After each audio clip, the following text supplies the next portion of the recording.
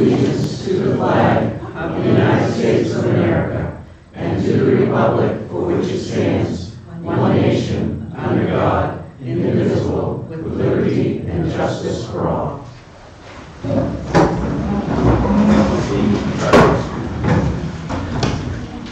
My normal speech, if you have a cell phone, please either mute it or turn it off. Thank you. Approval of treasurer warrants. Payroll warrants for May 18th, May 25th, and June 1st. I make a motion that we accept the payroll warrants for the 18th of May, the 25th of May, and June 1st, 2018. Second. All those in favor? Thank you.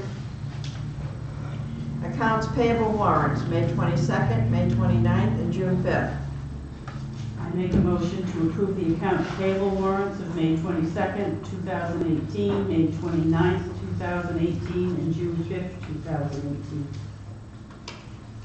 I'll second that. All those in favor? Thank you. Approval of minutes for May 15th. Do we have any corrections, omissions, anything like that?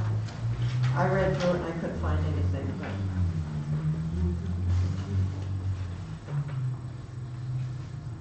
Move the minutes as presented. Second. All those in favor? Thank you. Committee appointments, Leslie Roberts, Historic Preservation Commission. Make a motion to approve. Second. All those in favor? 5-0. Thank you. We have no public hearings. Public comment. At each regular selectman meeting, there will be time devoted to any resident or taxpayer of the town of Wiscasset to address the selectmen regarding any item that is not on the agenda for that meeting. Comments will be limited to 5 minutes per person. Are there any public comments? Yes, Steve.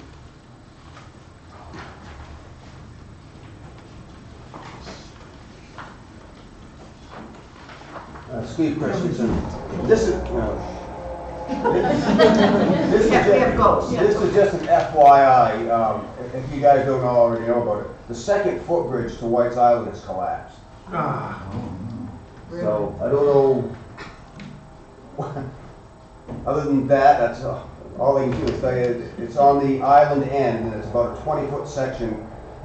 Bobby and I have spoken. It looks like some of the pilings just gave away, and she's buckled. So. Yes, Mary.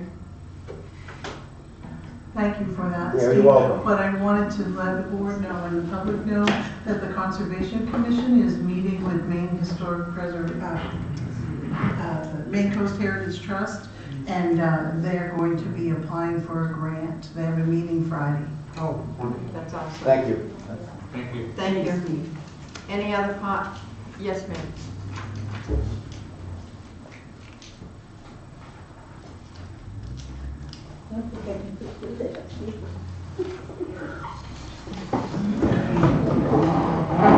Nancy Roby. I live on Federal Street. Would you bring the mic down to your place? Thank you. Push the button to make sure. Is it on?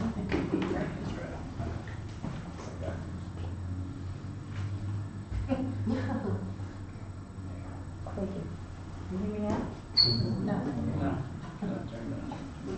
No, it's a little red button. Now? That's actually off.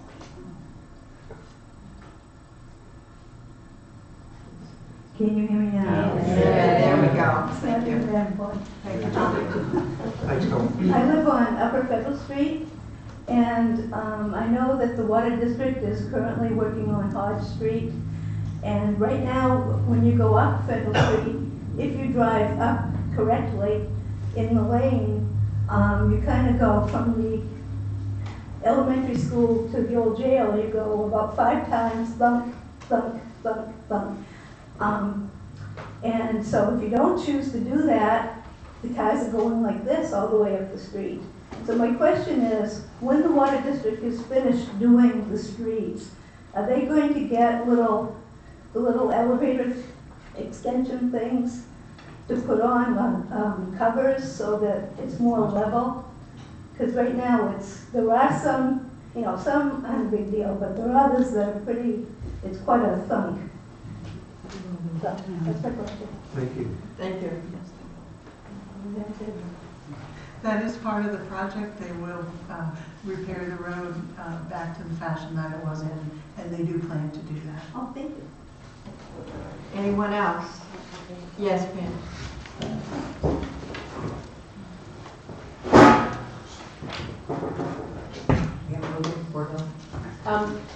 When the Water District did their work on Fort Hill and 4th Street, they took up the sign at the bottom of Fort Hill that says "Do not enter," and it's not positioned right.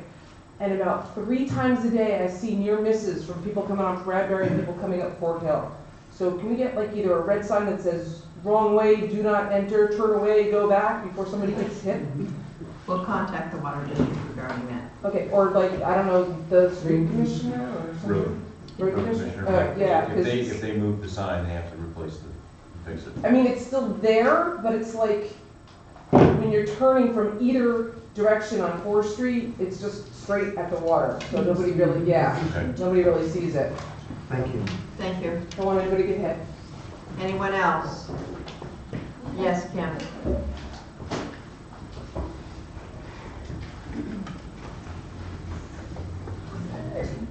Kim Dolce, Wiscasset. Obviously lots of little housekeeping issues tonight. First, thank you, Marion, for showing Bill Maloney how to do the YouTube. The 5 o'clock meetings are particularly difficult for some people to get to, and I know that there are people who ask me, oh, is it going to be streamed? So it would be terrific if every committee sort of knew how to do that.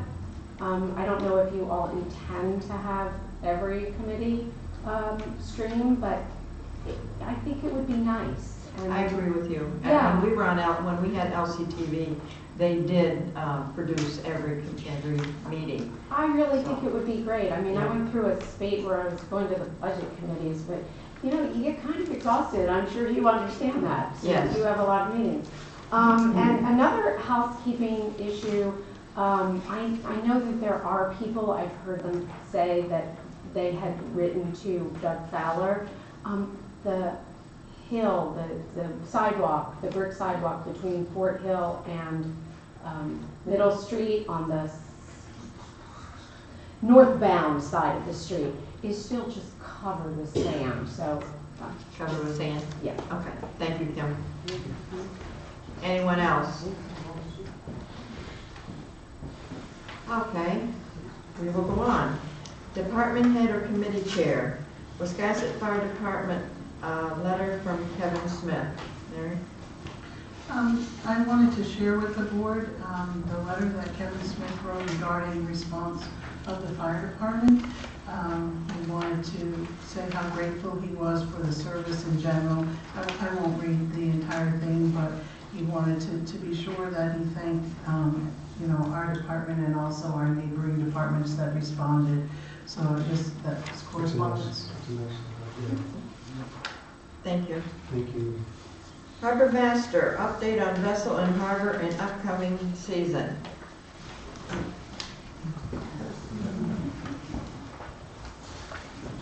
I don't think I can fit in here either. You can move it, it's only a Upcoming season, who knows how the upcoming season is going to be. But I think the most important thing that I'm here to talk to you tonight about is the vessel that is the minesweeper that is currently in the harbor. My update is that we've reached out to many different agencies, and pretty much my opinion is it falls on the owner. So this will be a first for me. I've never dealt with this type of situation before. I'm unsure. The chief and I have been talking about it. It's now on its 6th month. Legalities. I think if we were to go ahead and remove the vessel, it should fall on the owner's expense. And from the last email that we received, he doesn't have the money. So. Have you contacted the Coast Guard? Coast Guard does. They want nothing to do with it? Nothing to do with it unless it's in the channel. We've contacted, I can give you a list of the places that we've contacted. We've contacted the United States Coast Guard. They felt at the time if nobody was in life-threatening, as long as it wasn't in a channel. We've contacted the Maine Department of Inland Fisheries and Wildlife, the Marine Patrol.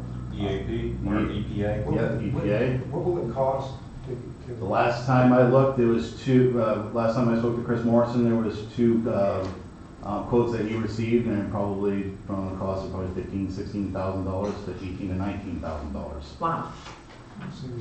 But those are, that was a few months ago. I haven't received any new quotes yet. Sure, it needs to come out. Oh, yeah, Yeah, most it definitely. has- Yeah. So I don't, do you need a motion from us to? I would make, if I was to do anything, it would be that, that we send a letter to the owner of the vessel from the Board of Selectmen. He has 30 days to act, and then from there, the bill falls on him. Terrific. Are you positive that, and I hate to sound negative, that he can't afford it or he just doesn't want to do it? The last email that the chief and I received is that he has a hard time. He lives hand to foot, and he only makes $4,000 to $5,000 a year what he does. So Whether that's true or not, we haven't delved into his finances. no, and that's That's not for, it is on his part. We're on a 6 month for him to act, and he has not jumped. Well, I know that we send letters out to people who, have trash in their yard and whatever have you, give them X amount of time to remove it and then they're fined so much a day. Right. I don't know if that's something that we would even consider doing. I agree, it's gotta come out. That's why I'm here. That's why we're to talk about this. Is there a lien? Do we put a lien on his home? So go ahead, Marion. Yeah, Mary can. So I'm not sure you've had the opportunity to look at this, but the board has it in their packet. It is the section of the Port and Harbor ordinance. Yep. And in that particular ordinance, it says specifically that abandoning a watercraft in the harbor without a permit from the harbor master is guilty of a Class E crime. Have we moved forward with that action, whatever that is? I think we were waiting for him to make his first, to see what he would do. If that's not the case, then, I have no problems, the chief and I would have no problems. How long have we been waiting? Because the vote was down January 4th. I think we've waited long enough. Yes. Yep. Catherine? I thought I read something in one of the local papers, and maybe it was wishful thinking, but I thought someone, and maybe it's some of the yacht club people, are gonna put buoys around this thing, or is that been done? That is in the thought process. We are going to put caution Just- buoys around the okay. vessel itself. That's what I I think Christie has given us a quote for $1,000 to put 2 warning buoys around it. Wow. We don't have the $1,000. No. Yeah, Quite an expensive, using it to pay for the docks. The docks were in dire need this year of being replaced, which the town did an excellent job on. I would give Doug Fowler a high five on that. Yes, Chief. with the immediate danger to recreational boaters that are gonna be coming into town. Right. Our recommendation is to move forward with getting those buoys out there, limiting our exposure, the town's exposure for any liability, putting those buoys out there and giving him the bill for it immediately. I agree. Yep. And I think we should go ahead with the Class C crime and try and get him to take on his responsibility. It's his boat. Yep. And if it was anybody else, they would have to take their responsibility. Yes, Steve? I just got a couple of questions, and this is what could have happened. Let's just say that boat had broke its mooring, and instead of sinking where it had swung inwards and towards Mesa Station. And so now every time at low tide, you'd have the thing sitting on the flats or whatever, or when it come through, landed on White's Island, or worse, come down the harbor and wipe out a bunch of boats. Luckily that didn't happen, but it's that's a mess up there. And my second question is did you find anything with the Department of Conservation? I haven't yet, no. Okay. And I was just more curious, but. I think basically the Department of Conservation is gonna say, they possibly could help us, with the removal of the vessel, but they're first gonna say, okay, what have you done to contact them? And I know that is out of the navigable channel right now. Right. However, and I'm just thinking, if that boat was sitting in the same spot in Booth Bay Harbor or Rockport or something, I mean, there would be, I mean, I don't know what you can do to the guy, and I feel for him if he can't, that thing, it could be a Is it problem. environmental Oh, yeah, hazard? they had shut down all the last time I knew the chief, and they shut down all of the flats. When the vessel first went down, there was a little bit of cooling from the engine, a little bit of oil cooling, small amounts. Isn't the EPA involved? So the EPA or the inland fisheries did close that area And they to, did boom it. I think it should be towed out tomorrow. Oh, I mean, yeah. I don't, think- But can we do that as a board? Because that's Unfortunately, we have, I understand what everybody wants to do. I understand that what we want to do is rip it out now. But unfortunately, when it comes to maritime law, we have to tread water lightly. Okay, all right. No, Okay. whatever the law is. Yeah, we just want to make sure that if we take the right, we want to make sure we make the right steps. We go Okay. ahead out there with a barge and we start ripping this boat out, and then, you know what I mean? We could- I do. Do we I want do. more legalities in this town? No. Yeah, Well, I think that we need to follow our ordinance, do whatever we have to do on our part to get him to take on responsibility. And as far as us going out and spending $17,000 or $19,000 to remove this ship, to me, should be a last resort. Well, that's what I mean. Because we just don't have that kind of money right now. No, but I honestly don't know how it works with liens, but It wouldn't be a lien, it would be what's considered a special assessment. yeah. So it's a little bit different process for that.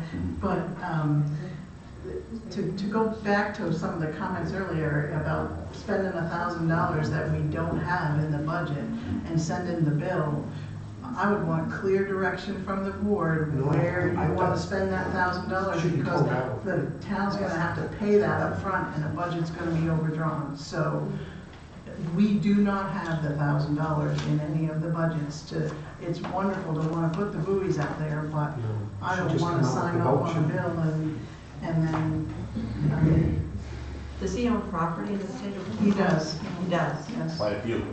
Quite a few? Acres. yes. Is there anything we can do as far as the property part of it? Well, that's where you would get into the special assessment. You have to follow that process to put a special assessment. It's like a lien, but it's a little bit different. That would have to be paid against his property.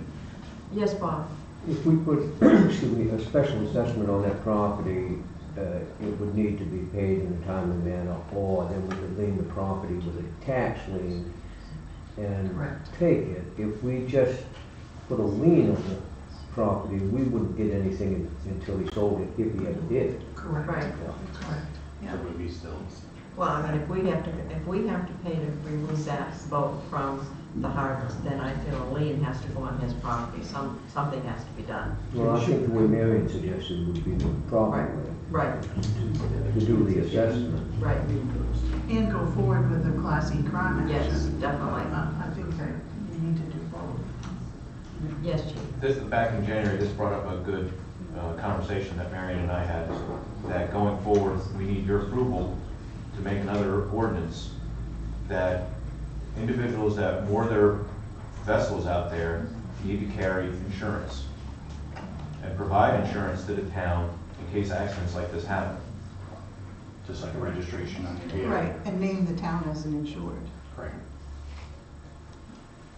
If that's something that you guys would like us to present to the ORC, to present to you, we'll go forward and try to find other towns or MMA if they can assist us with that.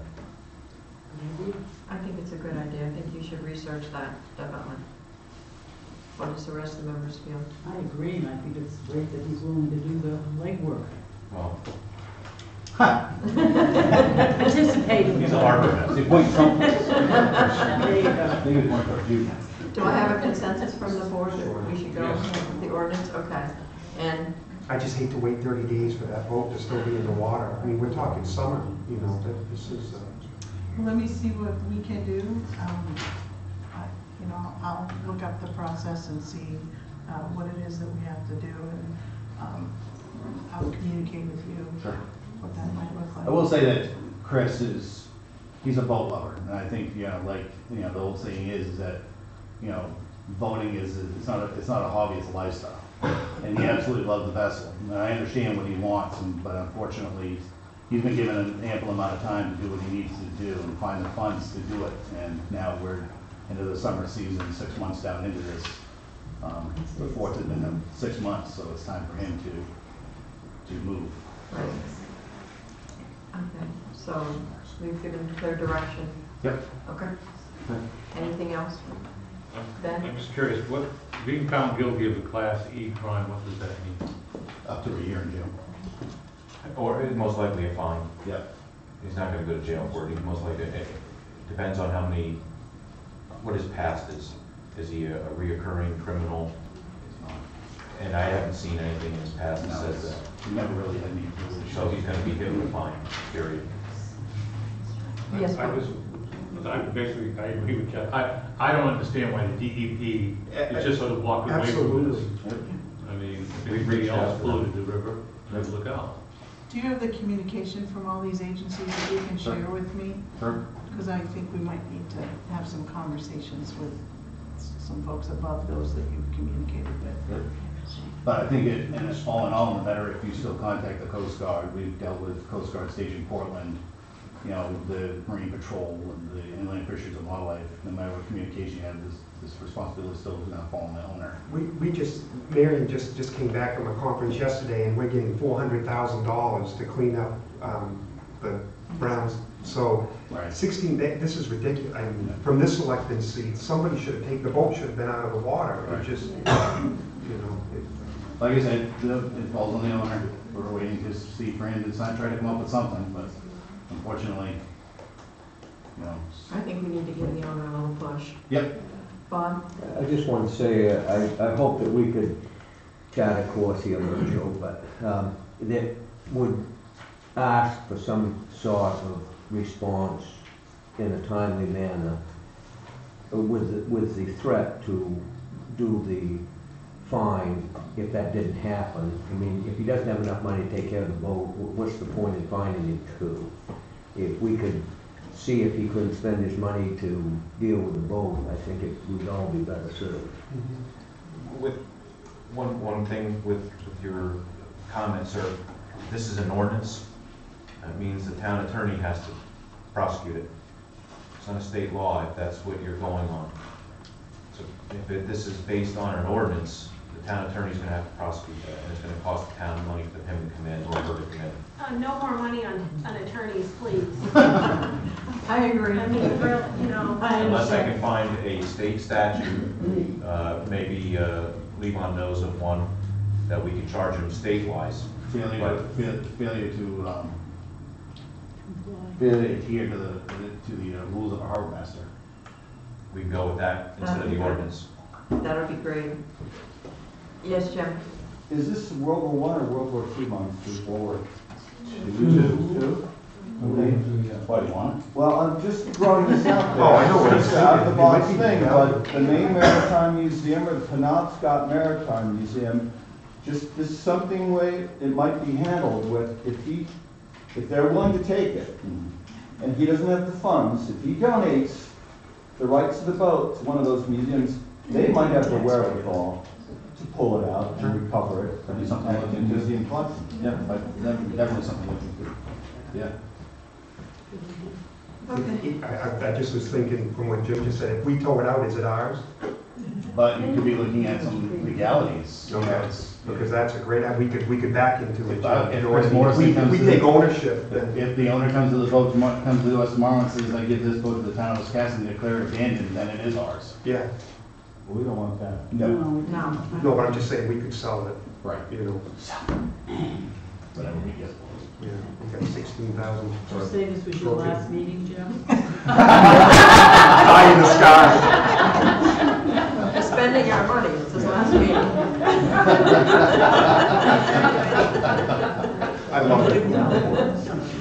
Okay, so I think we've given you clear direction of where, how the board feels. So is the board going to pass in the letter, he's got 30 days, or can we, I think we need to do something, give him a warning. We'll give him a warning from the board of selectmen, okay, that he's got 30 days to. certified letter? 10 Yes. days. Because we're talking July 4th is 30 days. Yes. 10 days? 10 days. Okay, 10 days. 10 days, You're okay. not being as lenient as I am. So we're gonna do 10 days, is 30. that 6 months? Yep. I think it's beyond. All right. But like I said, this isn't something that you just tread lightly on. This is a matter, if we sort of just jump into it and rip it out, we got some maritime laws, there's some rules that I looked into that date back to like 1809 on some of this stuff, so. I think in the letter it needs to be, It exactly should be out what before we the can 4th of do. July. Hmm? It should be out of the water before the 4th of July. I know For a after, short time. I know after speaking to Chris, his intention was to wait till the weather was better. But as the weather did get better, he wanted to take it out, because once that wooden hull hits that frozen air, then, so. That's it. Okay. Thank you. Yeah, Are we thank all you. set? All right, thank you very much. Welcome.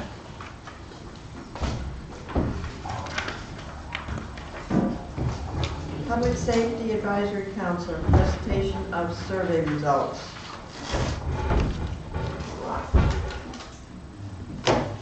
Hi, I'm Colleen Gillum, co-chair for the Public Safety Advisory Council.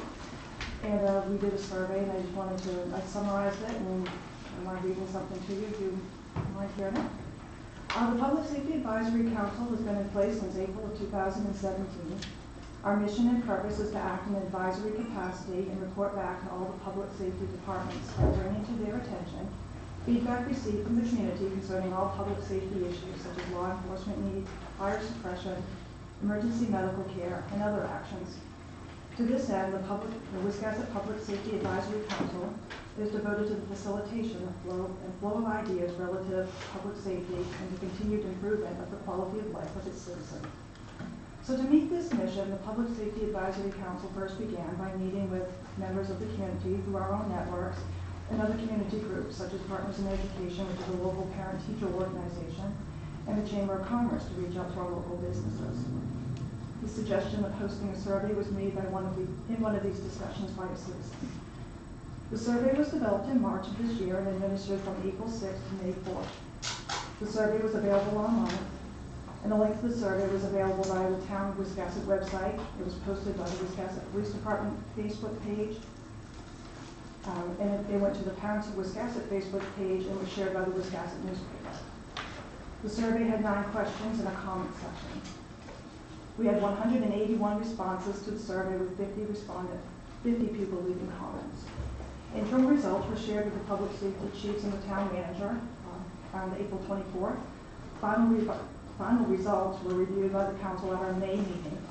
Final results were forwarded to the town manager and are now being shared tonight at this public meeting. The goal of the survey was to gather a snapshot of citizen views on public safety services and supports in Wisconsin. The survey uses a random sample to poll the community using questions related to public safety. The results are provided in graph format. The data pretty much speaks to itself, and I think you have, I sent that to you electronically, right? And I can provide that to anybody who wants to see it. So I'll just do a quick summary of the questions. Question 1 asked how important it was to have a town police department whose sole responsibility is the safety and welfare of Wiscasset.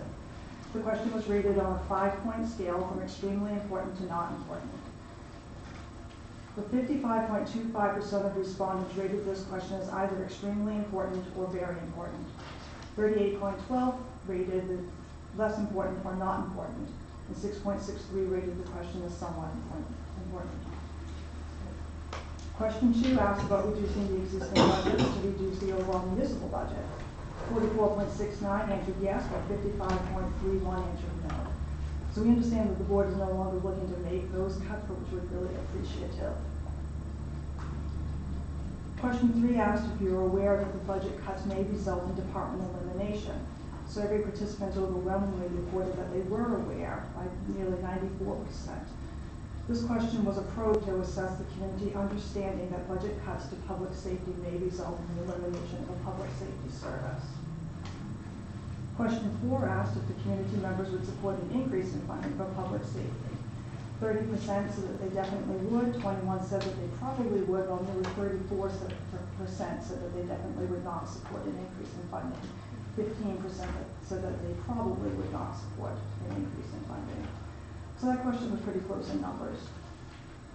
Question 5 addresses the need for a capital improvement plan, with 65.2% saying that they definitely would or probably would support a capital improvement plan, and 34.8 indicating that they probably would not or definitely would not support a capital improvement plan. So that number seems to support that the community wants to be thoughtful and planful about our services moving forward. Question 6 asks participants to rate their experience with public safety services. Well, this question had a wide range of responses, and the comments and feedback from participants was that the question should not have been combined to include all 3 public safety services. The goal of the question was to assess how community members overall felt about their experience with public safety. But if I had to give this survey over again, I'd separate those 3 questions. Question 7 asked the participants to rate the importance of the town of Wiscasset to have its own ambulance service and to provide 24-hour coverage. 52.78 of the respondents ranked this question as either extremely important or very important, while 35.56 ranked this as not so important or not important at all, with 11.67% ranking it as somewhat important. Question 8 addresses the police presence in our communities and in our schools. 56.6% ranked this question as extremely important or very important. 32.22% ranked it as not so important or not important at all, and 11.11% ranked it as somewhat important. Question 9 addresses promoting membership in the fire department to ensure adequate coverage. 60.34% rated this question as extremely important or very important. 26.25% rated this topic as not important or not important at all. And 13.41% rated it as somewhat important. So the Public Safety Advisory Council hopes to use the information to facilitate the flow of information relative to public safety in our community. It's our hope that we can engage in a more in-depth conversation with interested community members on how to continuously improve public safety in Wiscasset. We believe that community education is the key to understanding the importance of public safety. I want to thank you for your time, and please join us for our regular monthly meeting on the last Tuesday of each month at 5:30 p.m. Our next meeting is June 26th at 5:30. Thank you very much. Thank you. Next item, Downtown Public Advisory Committee update, William Maloney.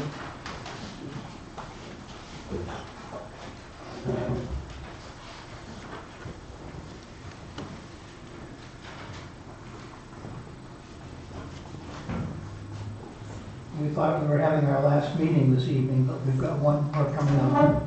Ernie Martin, from the engineer in charge of the downtown MDOT project, came back and told us that the lanterns that we wanted for street lighting downtown do not meet the dark sky requirement, and that he did not know of anyone that made a similar lantern. He gave us 3 other options, which we picked one of them, but asked him to go back and see if he can't find and come back to us with one that more resembles what we wanted. They kind of look like the ones in Bath. And also the Downtown Parking Advisory Committee met tonight, and there was a lot of discussion, and we asked them to come back after hearing what people had to say and think about what they had and see if they could revise it before we send it on to the selectmen. So we're going to meet again on June 13th at 5 p.m. 18th, I'm sorry. Can't read my number. At 5 o'clock. At 5 p.m. Thank you, Bill. Thanks, Bill. Okay, we have an audit update. We have an audit. We have an audit. Nice bound, pretty report. Yes. And it's not really much different than what I brought to you last time.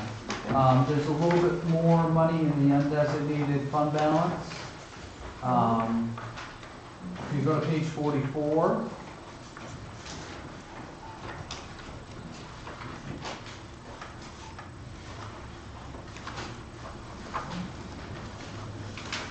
If you go to the increases, there's $103,000 that's added in. After doing some research, Bernice and I talked, and there was a project that was done many years ago, back, what, 2000? 2001, that when school consolidation happened, it should have gone somewhere. So because it went nowhere, we just closed it out, so it's not sitting out in the books anymore. So other than that, it's pretty much the same as what I gave you before.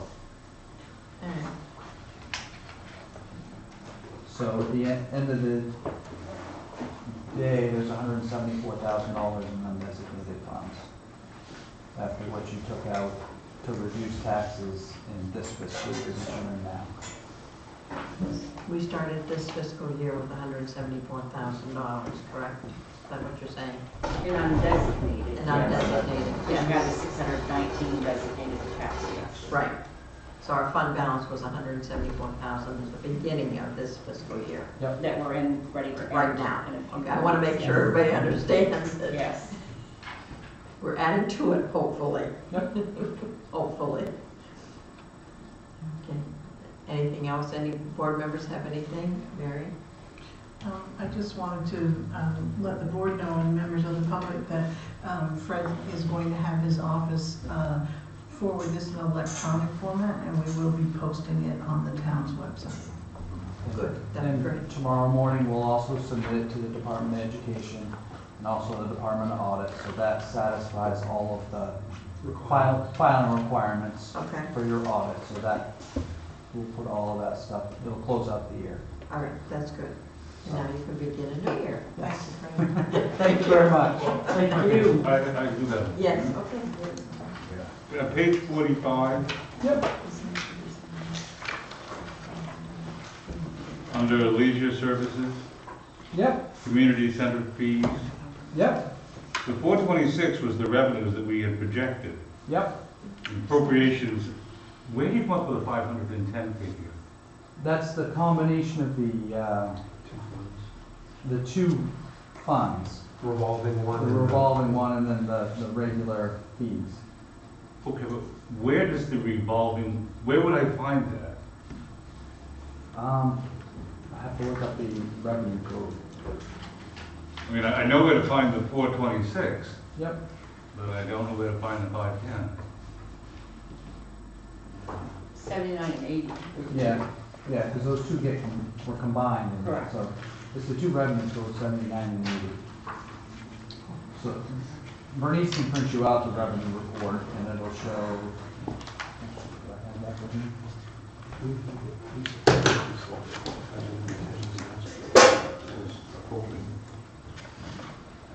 No, I can't find it. I don't. What page are you on? 45. Yeah, I don't have the revenue report with me. I'll have to get that back at the office, but Bernice can print it out for you. It's just a quick print out of the trio. Well, I mean, would it have been on the commitment page? Yes, it was part of what was approved at town meeting.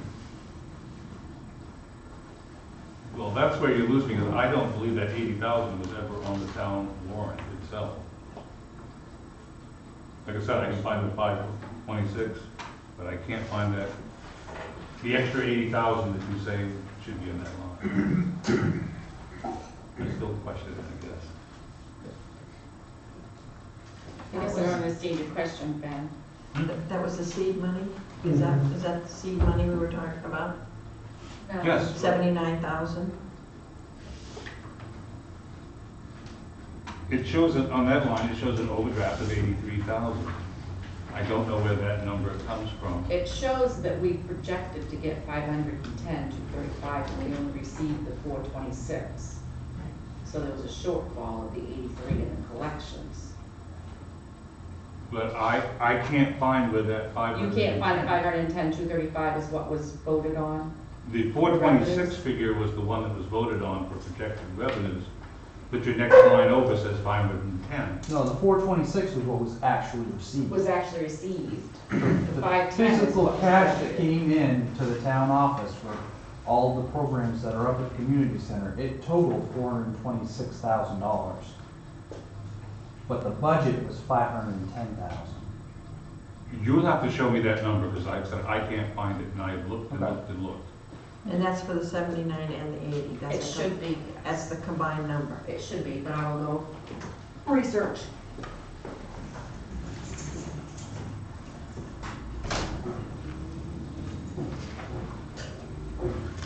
Any Other questions then? Well, I gotta look this thing over. I see where you have made a few corrections on Yeah. things, I appreciate that. Yeah, I mean, there was a bunch of things that kind of moved around, but the end result's still pretty much the same. So, Well, it's nice to have things in the right place. yes. Yep. Thank you. Well, I think they've done a good job putting things in the right place. I mean, a lot of Except for legwork. that 80,000. I Pardon? mean, a lot of work has gone into cleaning things up and, Right, because there was money scattered everywhere. Yeah, from there what I was. can gather, yes. No, I appreciate that, don't get me wrong, you have made it much, much better than it was. yeah. Right. It just, it's Your nice expert- to see it cleaned up. That's kind Yeah. of what my stance was coming into it. I wanted to make sure that everything was cleaned up and you were working with a good set of numbers. And it's taking a little Your bit- explanations a couple of weeks ago explained why some earlier explanations never made any sense. Yeah. That's why I really do appreciate your Right. work. Yeah. Yes, Thank you. yes. So, Yeah, for now. we're all set for now Yeah. until, You're gonna be coming back in a few weeks anyway, right? If you have any questions, call me at the office. No, I understand you're gonna be coming right back to do Yep. the next audit. But yeah, if you've got questions, call the office. Talk to Marion, talk to Bernice. yes, Bob? Yeah, just talk about those same figures. The 426 is the revenue. That's what was actually taken in. Yep, that's what was deposited in In there, fees for the yeah. community center. And the 510 is what the people voted on to What- spend. What they anticipated to come in at budget time Right. for revenues. So that was, And the difference is the 83. I guess what I was leading up to is, what other figure are you looking for that you can't find? Like I said, I can find the 426 number, but I can't find the 510. well, and it's a little confusing because it's two numbers that ended up getting combined because of the way that it was budgeted before and now it's not, because it was just combined because it was simpler. So now it's just one number for what their budgeted revenue is. I understand, but this one, I can't find that number. Yeah, That's why. yeah, Bernice is, it's because it's two departments, I didn't bring the second. The 510 isn't in the warrant article? I don't believe it is, no. I didn't bring my other stuff, but It was a different number. to me, the 510 is just made up. Okay. I realize what you're saying, because there was an 80,000 figure. We don't have to dig it out tonight. The one I didn't bring last year's town report, I carried it with me all the way, because that this year's. I didn't bring last year's.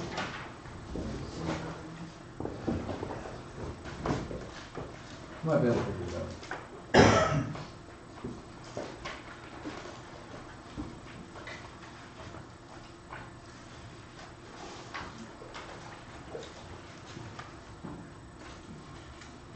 So there was 78,235 that was budgeted for the revolving account, 432 that was for the recreation center. Where do we find that revolving account?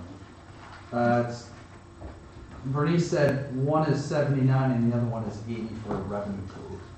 So Bernice will print off a revenue report for you, and it's broken out. I'm trying to think of the best way to explain it, because it's almost like two different revenue sources. So one's looking at it as the fees, and then there's originally there was, you wanted to have the revolving funds carry over, but it didn't turn out the revenue was as strong as it had been anticipated.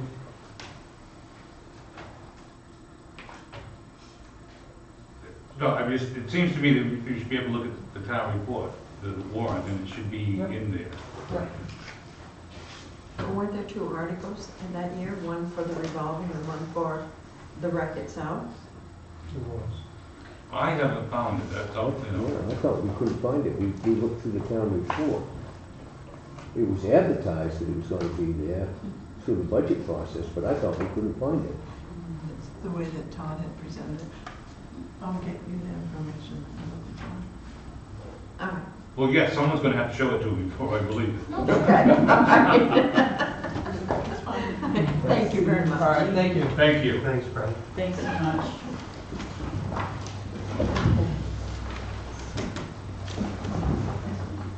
Okay, Brownfields Cleanup Grant Award. So I ruined it. You're surprised. And this Oh, is yeah. this is the check we received. It's non-negotiable, but it looks good. It looks good. It was a really nice ceremony they had down at Mason Station, and we received a $400,000 check. And Mary went Friday, was it Monday, to EPA meeting, and she can fill us in on anything that she needs to tell us. And we're going to spend it wisely.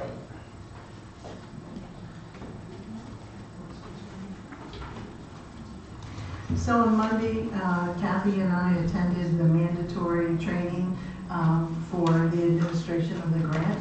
As you can imagine, it's a federal grant, so there's paperwork galore. So we actually went through each one of the special forms that the federal government requires to obtain it.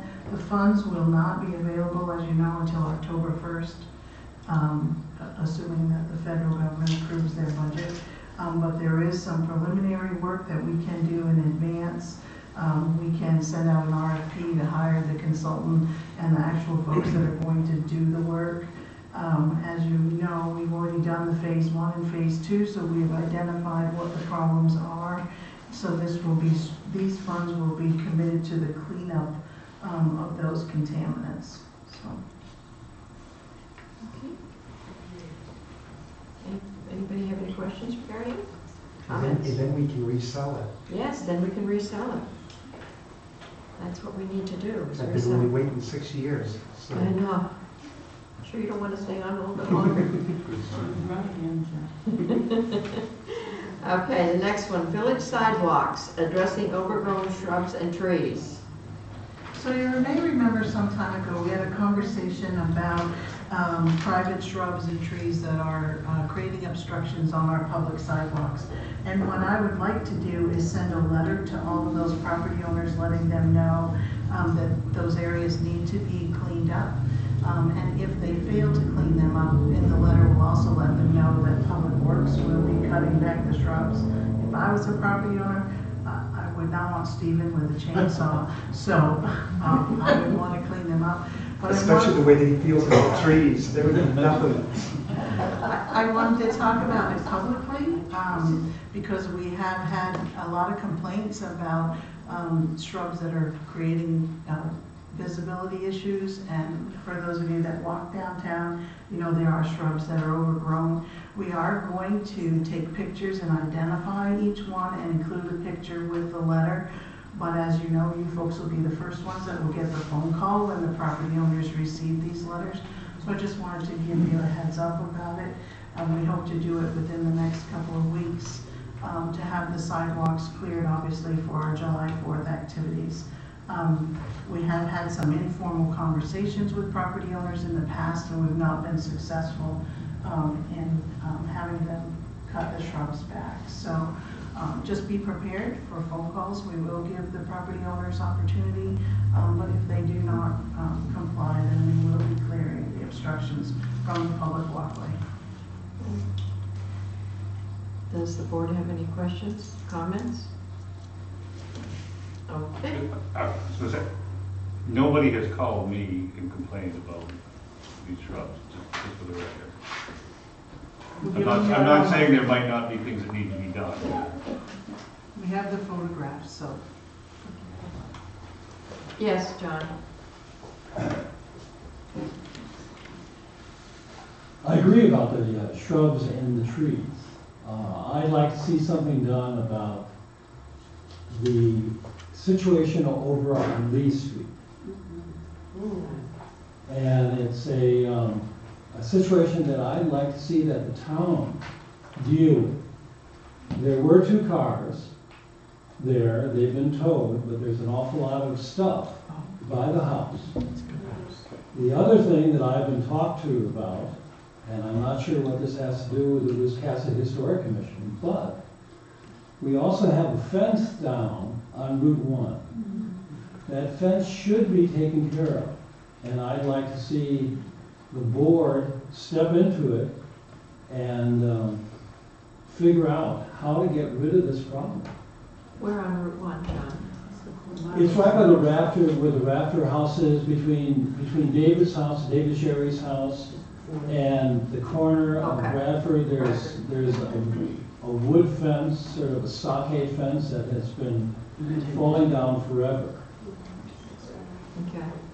And that would certainly make things, along with the shrubs and trees, we could make the town really look beautiful.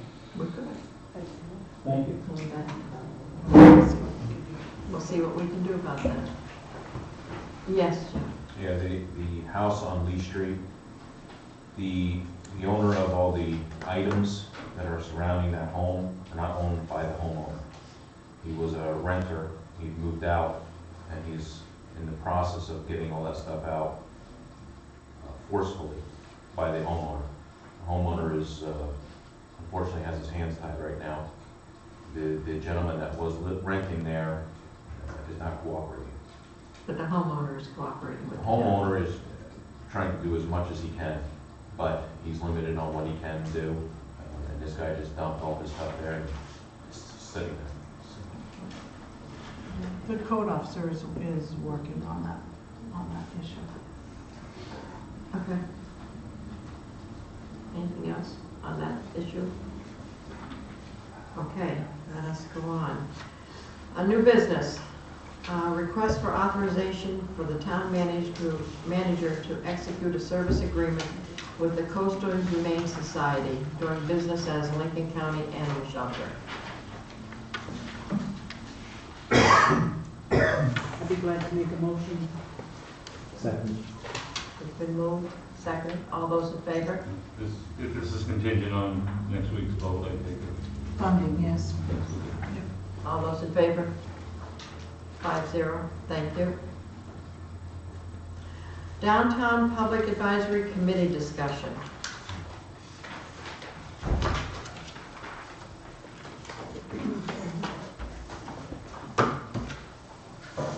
Kevin, I believe this is something you requested to be on the agenda. Oh, yes, because I think it had been brought up at one previous Downtown Public Advisory Committee meeting that perhaps the Board of Selectmen would consider having a couple of local business owners join the PAC. And I know it may be short-lived, but for what needs to be done, according to Ernie Martin, the interaction between MDOT and business owners and all of that. I said I would ask, and that's what I'm doing. I'm asking whether the board would be willing to accept a couple of. How many more PAC meetings are there? We haven't reached that decision yet because of the lighting and some of the other issues, parking, etc.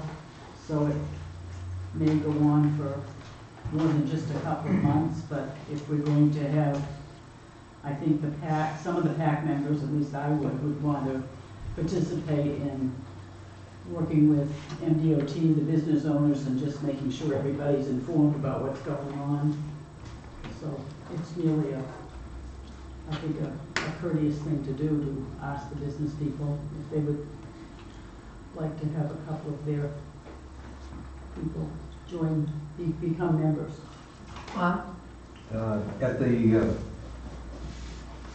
an earlier PAC committee meeting, the DOT folks showed a video and showed the interaction between the community and the DOT, and 3 or 4 places where they've done major projects. And what they really had was a committee.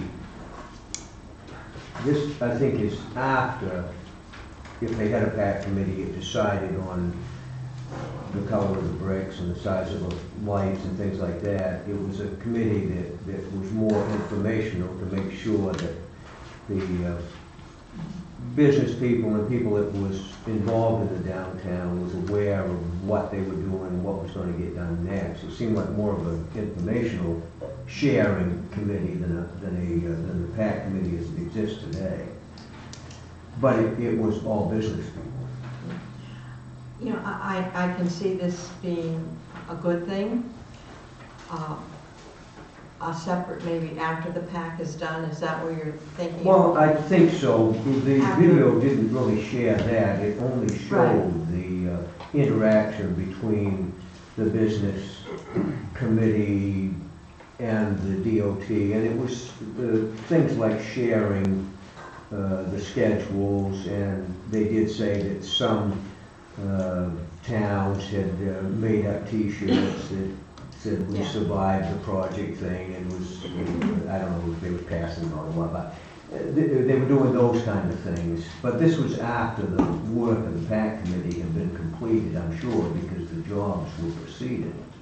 Right, because right now we're in the construction phase of the project, and I agree. I think the PAC committee is probably only maybe a couple more meetings and they will be completed.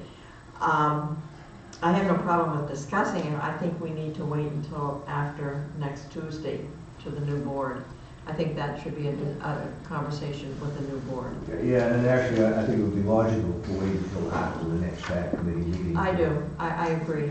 And I think if the downtown community and Chamber of Commerce want to get a committee going and have, you know, maybe a selectman or whatever on there, then we can discuss that after June 12th. Is that okay with the rest of the board? Sure. I just wanted to bring it to you. Oh, I agree. That was fine. Okay. Thank you. You're welcome. New business license, Peter Eaton and Joan Brownstein, Antiques and Art. I'll make a motion to approve the new business license applications for Peter Eaton and Joan Brownstein. I'll second it. Do we know where that is? It's on Federal Street, 8 Federal Street, and, yeah. All those in favor? Thank you. Is that where the old ice cream shed is? Is that 8? Fresh antiques. It's the Orange House. The Orange House. Gotcha. On the corner of Washington and Federal. Yep. Oh, I knew it was closed. I knew it was close to them. I was on the wrong side of the road, that's all. Okay. Thank you. I think that's right. Yep, thank you. Okay, next item of business, the Yacht Club request for ordinance regarding abandoned and distressed and sunken vehicles within Wiscasset Harbor. I believe we already have an ordinance. Well, you've taken care of it and directed the chief to work on a derelict boat. Yes. So we've already taken care of that one. Out of order, I might add. That's all right. Always out of order. Okay, resignation of Alan Torrance, Wiscasset Police Department. We have a letter here. It says, Chief Jeffrey Lang, the Maine National Guard will be placing me on active duty order starting June 16, 2018 through 30 September 2018. Instead of taking a military leave of absence and hold a full-time position at the police department, please accept this letter as a notice of my resignation from the Wiscasset Police Department as a full-time police officer. I would like to stay on at the Wiscasset Police Department as a reserve officer. If you are willing to allow me to stay as a reserve, I can speak with you about possible shifts once I know more about my military obligations and scheduling. Respectfully, Alan Torrance. And I absolutely said yes. Oh, I hope so. Is this part of the border security? Is that what they're? No. No, okay. He just got out from active duty. Yep. We hired him. They've offered him a new job until September full-time. Gotcha. And they're not calendar year, or I don't know how the fiscal year runs with them, but they expect more money in September, and they're gonna give him another position full-time from there, so he's gonna accept that. Great, great. No, good for him. Yeah. Good for him. Okay, I make a motion to accept the resignation with regret. I'll second it. All those in favor? 5-0. Thank you for his service. Pier vendor permit, Wiscasset Area Chamber of Commerce Kayak Regatta Committee. Is this on the? I did. Is this on the first pier or the back pier?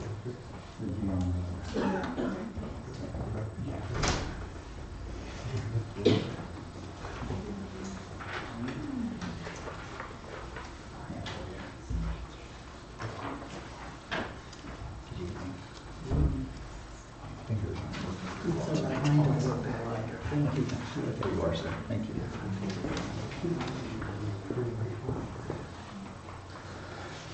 Good evening, ladies and gentlemen. My name is Frank Hansen. I lead the team commissioned by the Chamber of Commerce Board of Directors to find, about 3 years ago, to find a way to help the town's waterfront committee work on the waterfront and help develop activities and items down there. Shortly after we began the process, we ran across a gentleman by the name of Scott Shea, who I'm sure most of you know or have heard about. He's been doing a kayak race here on the Sheepscott River for, this will be his 29th year, and he's been doing it annually. He kind of flew under the radar for a little while, and we're trying to help him get him back above the trees. And so this is our 3rd year of involvement, and so we would like to thank publicly Scott Shea for his involvement over the years in keeping this thing going on. We plan to hold the race on June the 30th, which will be the end of this month. And the Sheepscott River race runs from Newcastle, about 6.2 miles, and ends at the Wreck Pier down here on the harbor. During the time that we will have the race there, we also have hired a band to help take care of things at the Wreck Pier while the race is going on.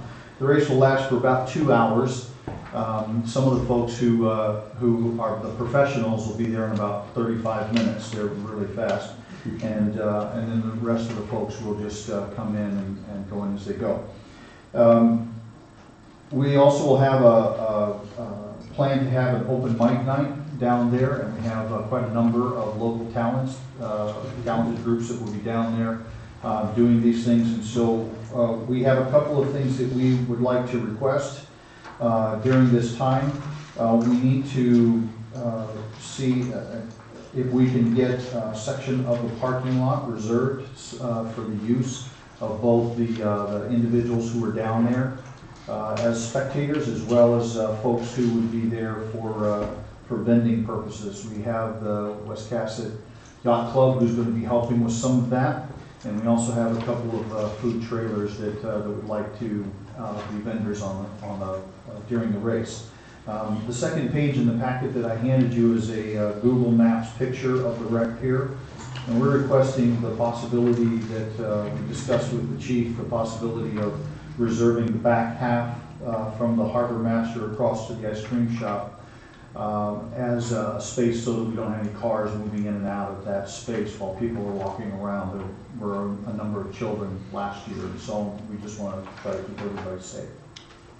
Included in your packet is an application that we're using. This can be found on the website for Sea Spray Kayaking. They're the race sponsors and managers. And the Chamber of Commerce is then going to take care of all the entertainment and the items that are there. There are a couple of things that we needed to get. The parking blockage is one. We also would like to put in a request to find out if it would be possible to get a 220 hookup in the area somewhere. We know there's some electrical work that's being done down there, and so we don't know if that's even possible, but we thought we'd put the request out there. Mainly because some of the food trucks that would be down there, they would need that kind of power to be able to to be vendors down there, and we want to be able to provide enough vending down the area so that we can continue all the way through. We plan to be there till near 8 o'clock on the 30th. Thank you for your attention, and we're happy to answer any questions. Thank you. Mary, do you have a sense of the 220? So you're asking that the town pay to install 220 and provide the electricity for these vendors? Well, we're asking if that would be a possibility for a 220 hookup to be placed down there. Whether it would be charged or how that would be, we're not making a decision on that. Right, I just want to be clear, you'd Yes, like the town to hire an electrician to install this for vendors that are coming in for the event? It would be helpful for us to have something down there so that some of them, not all of them need it, Right. but there are some that do. Okay. And so we're just making the request. We're not sure what can be done, but if we don't make the request, we don't ask, no one can say yes. Sure. Just so the board knows, we did install 220 on Main Street, middle, for some vendors. And it is possible to do. What I would recommend to the board is that if you continue to allow food trucks, right now we charge no fee for that. So not only are you paying to supply the outlet, but you're paying for the electricity, which I don't think is significant, but again, it's just something to think about. If the board would like me to explore that, I can see if we can get an electrician to do that, and then think about the fee that you would like to charge, or if the town wants to pay for the electricity. Those are policy decisions that need to be made at the board level. Yes, Bob? This is a 220 plug-in at the Having Master. I don't believe there is. I don't believe we have a 220. I think we have, there's a 220 out on the pier, out by the train. But as far as at the building, or in that vicinity, there is none.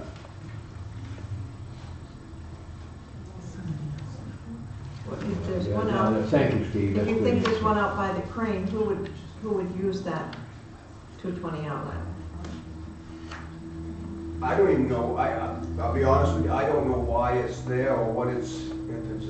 I think the crane is maybe a 220 setup, and it's probably a 220 circuit out there. I don't know if there's a physical plug-in out there. I think the circuitry itself is 220 that's out there. All right, but there's no plug. I don't believe there is. The master boom itself is 220.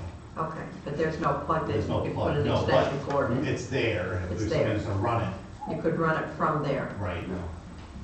Okay. You want to check on that and come back on the 19th? We'd have plenty of time. Sure, if you want.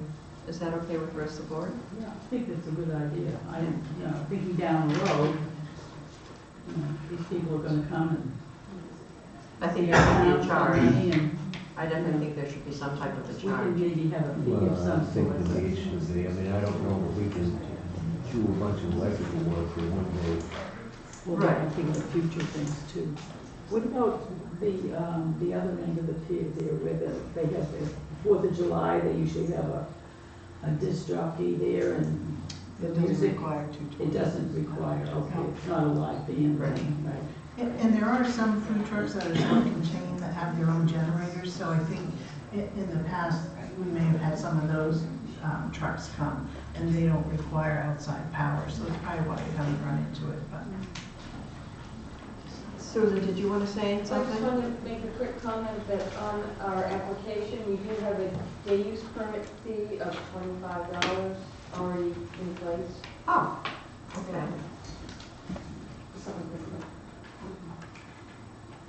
It's under a bed. Without electricity, right? So could we have a with electricity fee? It's just the fee, I guess, sure. No, I'm just kidding. Well, that would be sufficient enough. I mean, I think a $25, yeah, reasonable, if we were to go with the 220. Do you think that would be all right, sir, with your group, so $25 fee if it comes to that. I would think that would be a reasonable nominal fee. Yeah. We're not talking about a large amount of time. The truck that we're talking about that would need it for this event would only be there for a couple of hours.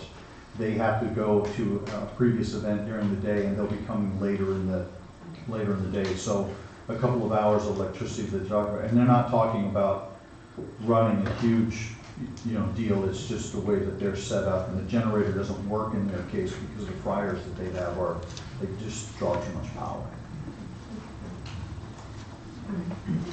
Any other questions from the board? You want a motion? Yes, if you would like. Okay, I'll move that we grant the pier vendor permit for WAAC Kayak Regatta Committee. Second that. All those in favor? But definitely we need Marion to come back in our next meeting with the issue of the employment.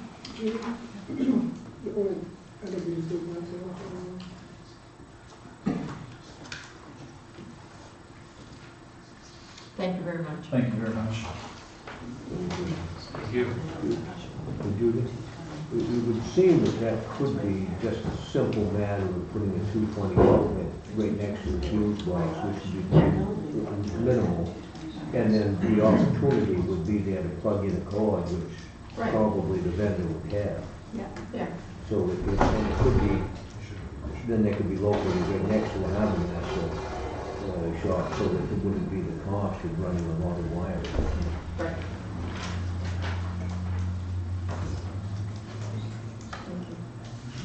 Okay, we have bid openings for sale of the 2003 Ford E450 Type 3 ambulance. And we've got a big single bid. Excuse me, did we declare that?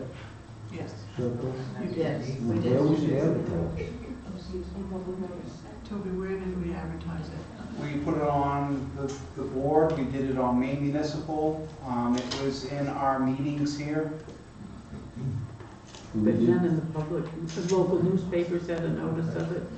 Just in the meetings that we had here, I mean, it didn't get put out to the paper, but there were inquiries about it being out to bid.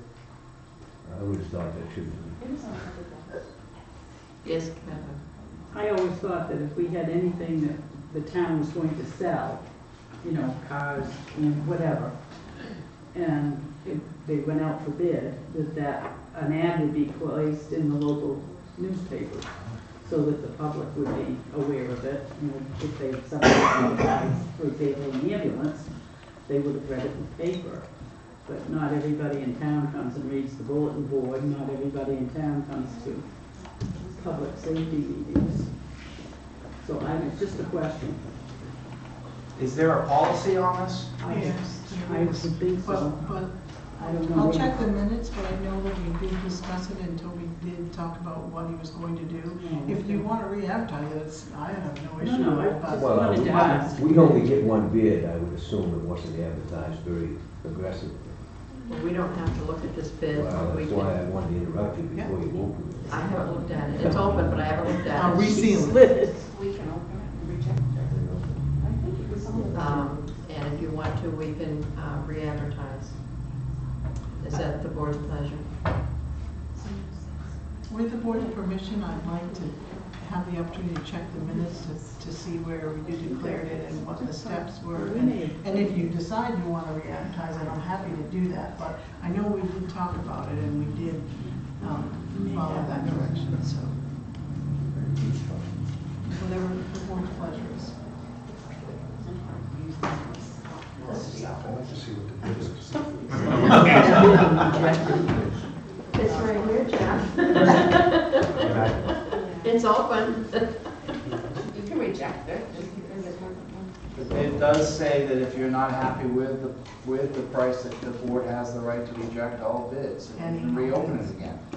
It's up to you guys if you want me to read it. I'm only a member. Well, once you've looked at it, then everybody would know that person was willing to bid, and if we rebid it, it would not be fair to the person who put the bid in. That's true. That is true.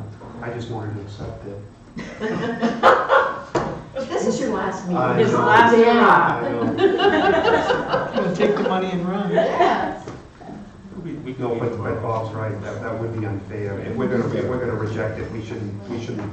So you want to, we don't want to reject it, you want to rebid it? Yes, let's Yes. rebid it. I think it should be redid with at least the notice. Yes. Can I make a recommendation that we send the only person that did bid on it a letter stating X, Y, and Z of why we're rebidding, so that they can have a understanding that it has not been opened and that his bid would be carried forward? Do you know this person? I do not. I didn't even know we had a bid. No, but it's I think that's if fair we're too. gonna, I think it's the only fair thing to do. Yes, I agree. Good point. His return address is right there. At least give him an opportunity to either Correct. leave his bid here or submit a new one, Or withdraw. or withdraw. Definitely, I agree. Okay, So that's a motion and a vote that you want to rebid. all right, let's have a motion to rebid it. So moved. Second. All those in favor? Okay. Let's have a motion to open it. I'm in trouble tonight. Aren't you? Okay, town manager's report. If we're lucky, we could be out here by 7:30. So at the chair's request, she asked that I bring forward to the meeting the letter that we received from Shelley Pingree at the event at Mason Station. I know all of the board saw it, but she asked that it be put in as part of the information. And Shelley wrote that it gave her great pleasure to help us celebrate the latest round of brownfield grants for Maine, and in particular, the critical investment for Wiscasset. I know Wiscasset has been dealing with the issue of Mason Station for many years and great challenges of transforming it from a taxpayer burden to an economic asset.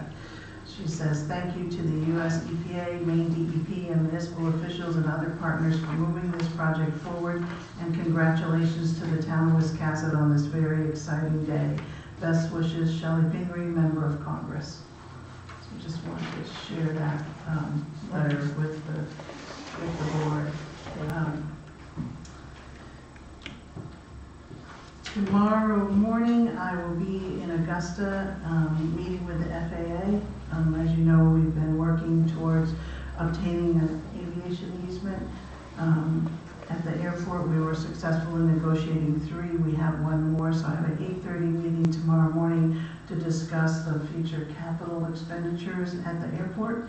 And I'm just asking the board, is there anything in particular, an item or a piece of equipment or anything that you think might be helpful at the airport that you'd like me to add to the capital request? Is that Mammoth? Yes, is that in that? No. Because that was a big, I remember when, I forget the manager's name, Frank, but he really thought that was something that would be useful down there.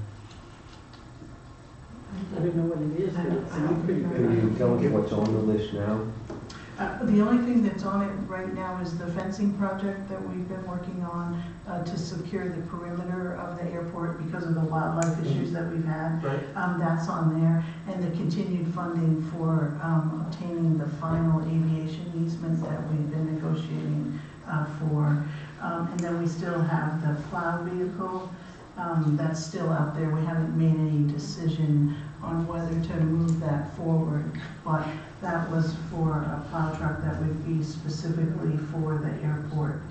Those are the only items that are presently on there. Doesn't mean they'll all get funded, and obviously they all come back to the board for your authorization to do that. But if there's any other items that I haven't, I'm happy to bring those forward. Like I said, the only one that I could remember was the man lift. We had to borrow it from somebody to do work out there. And I think that If I remember, we only used it like once or twice a year. But Frank said it would be used more. The problem with that is, once you buy something like that, you gotta buy new batteries for it every year. Okay. You use it No, it was just once, a- twice, 3 times.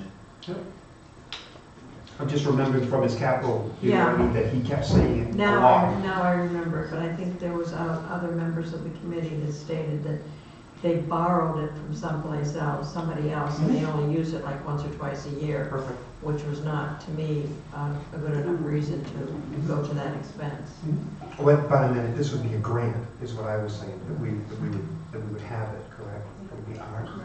And I'm pleased to ask if the board's interested. It doesn't hurt to ask. That's all I wanted it on there for, was just to ask. How much the batteries cost. But, yeah, of course. Put it on the bottom of I this. suspect we don't get a grant for batteries yet, too. and yet, I suspect you might be right. Okay, thank you for that. Just as I mentioned earlier, wanted to let you know that the Conservation Commission is working on a grant for the Whites Island Bridge. We're working on getting the estimates. Toby had actually been working with the FEMA folks to see about getting some funding to make repairs to the parts of the bridge that were damaged in October at the storm last year. We've been communicating with Chesterfield Associates on Westport Island to get an idea of what it might cost us to make those repairs. But the Conservation Commission has graciously taken on this project, so providing the information and support to them, but they are handling that. Attended that MDOT construction pre-project meeting on Friday. I was invited as a guest. I wasn't part of the process. So I just wanted to let you know that we did attend that on Friday. Basically, the MDOT reviewed the contract with the contractor and what the fines are for non-performance and things like that. We didn't speak at the event. We were just there as guests. There is a utilities meeting between Public Works and wastewater and the water company on the 13th that will actually review what utilities need to be moved and what things need to happen. And as soon as we have the project schedule, I will post that on the town's website. For those of you that go on the website, it is the first item on the front of the page with the link that goes right to the MDOT site. So we will make sure that that stays updated. So I want to report that to you. The Waterfront Committee has been working on the DEP permits to explore the continuation of bathrooms down on the waterfront. We are now typing up the narrative part of it, and also the code officer will be reviewing the final submission before we're required to get a permit down there. We'll bring that back to you for further discussion, but just wanted to let you know that the Waterfront Committee was working on that. I provided to you, Toby provided the questions. Edgecombe asked some questions on the ambulance service, and Toby took the time to answer those questions from the town of Edgecombe, and so I provided those to you. Judy and Jeff attended that meeting because I was at the Brownfields meeting, so I don't know if there's anything that you want to add from that meeting. I really want to thank Toby for running those numbers over. Judy and I kind of projected 15,000 of uncollectibles, and you had it, I think, at a high number of just under 9. Right, for this year, it was just shy of 9. Last year, after the collection agency looked into it a little deeper, their first original proposal for the year 2017 was close to 16,000. So I told them to really crunch the numbers, and they actually came back. It was actually 5 for uncollectibles for the year 2017, and 2016 it was just over 12,000. So between that and the proposal, it's a good number. It's a fair proposal for subsidy for EMS for the town of Edgecombe. Yes, and we had a very good meeting with them. Yep. Of course, we missed you because there was a lot of questions that we couldn't answer. you know, we noted their concerns. They did mention about maybe coming back to the board with another proposal, and we explained that, you know, if they want to, they can have, if they want a different type of an agreement, they can come before the board and we can negotiate or whatever. They're concerned about the uncollectibles. That was their concern, and not having money in their budget. That was one of their major concerns. But I think it was a good meeting, and explained to them why we raised their rate. They were concerned about that.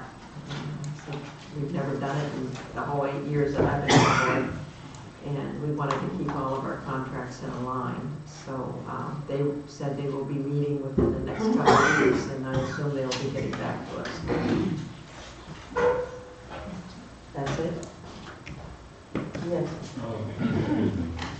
Normally, after the annual election, the board has an organizational meeting, which I think we should have this year. Okay. It's on the 12th. Yeah. Question is the 12th. I understand, you're leaving on the 3rd? I'm leaving tomorrow. You're leaving tomorrow? You will not Back be the back 18th. not to the 18th. I guess. Well, Do you have to have me? Yeah. Yeah. no, well, it'd be nice to have It'd you, be nice to have a full I mean, board. it's not, no. but I do think it's important that we elect a chair and a vice chair, and That's usually done at the first meeting, isn't it? That's what I thought. no. No, Your memory is, We did it the next day, after every election, like Ben said, we did it the next day. That's what we did last year. Well, we were together. yeah, within a day or two. Oh, really? Okay. You were there. I know I was there, but I don't remember. But you Okay. can do it the first meeting if you want to. I mean, you're right, Ben, you can if you want to. But you that have on hasn't Monday, been- and the next meeting is the 19th, which is the Tuesday. You know, Well, next meeting if we is don't, it Friday. means going a week without a chair or a vice chair. And well, Yeah. It's up to you. I'm just saying that traditionally, that is what the board has done. If The that's, board- if that's what you want to do, we can choose the Thursday after the election. And I mean, I thought it always been fairly enjoyable, you know. One year we had pizza, and, which you don't like, and that's fine, but I mean, it gives the, but, you know, there will be new people on the board, and then you get to meet each other and talk for a few minutes, and Okay. So have it whenever you want it, it's okay. How about the 14th of June? It's supposed to be some line on. Okay. 6 o'clock? All right. Strictly organizational meeting like you found. Yes, and have the town clerk there to open the meeting. Okay. All right. I mean, it doesn't have to be a long meeting. Yes. Go ahead first. No, go ahead. I have one quick PSA. Thank you. What I do without you. This is for all the citizens of Wiscasset. Please lock your vehicle doors. We are having a rash of motor vehicle break-ins. We originally thought it was kids in one specific area, but now they're moving all over town. So it's a crime of opportunity. Lock your doors and you won't become a victim. Thank you very much. Thank you. Thank you very much. Yes, Kim? Just real quick, you mentioned, sorry, the MDOT updates. I believe Ernie Martin, somebody that was on the PAC maybe, I had a hard time hearing him, but I think he said they would be posting something tomorrow. Okay. And he gave some dates about when things were starting. The other thing, I raised my hand when you guys were talking about the PAC, and I did it too late, you didn't see me. I just wanted to request that you include the parking subcommittee as a public, advise the public as to when they meet. Oh, sure. Oh, okay. Thank you. Is there any other board business? Just a couple of things. I'd like to, first of all, thank the Legion and the veterans for the Memorial Day service. and for putting flags out at the cemeteries. And I thank them very, very much. And I also would like to thank our road crew for the super service that they've performed with expertise and everything else with the cemeteries. They're neat as a pin and look terrific, and I, for one, really appreciate their efforts. Thank you. That's all. Thank you. Can I just add to that? I'm going to brag a little bit. I'd like to thank my mother-in-law, Clara Dow Wentworth. She's going to be 91 this year. And every year she faithfully puts a flag there. Every year. So I want to brag about that. I think that's pretty great. It is. It is. Thank you very much. Thanks, Michelle. Yes, Bob? The three of you folks who are up for election, I'd just like to say that I've enjoyed serving with Julie, Ben, Jeff. Probably won't see Jeffy back here. I don't know about the other two of you, but thank you for your service. Thanks. Yeah. Thank you very much. Thank you.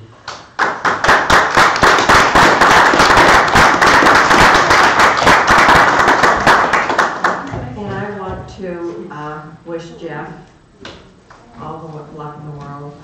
I've been with him for 6 years. He's my friend. We've had many, many discussions, and you are going to be sorely missed. Thank you. I applaud you for your dedication to the town of Wiscasset. Thank you. And as a citizen, I thank you very much.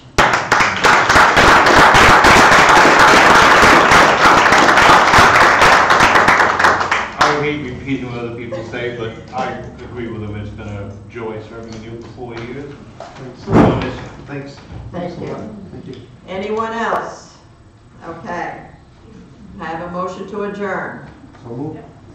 I'll second it. All those in favor? Thank you.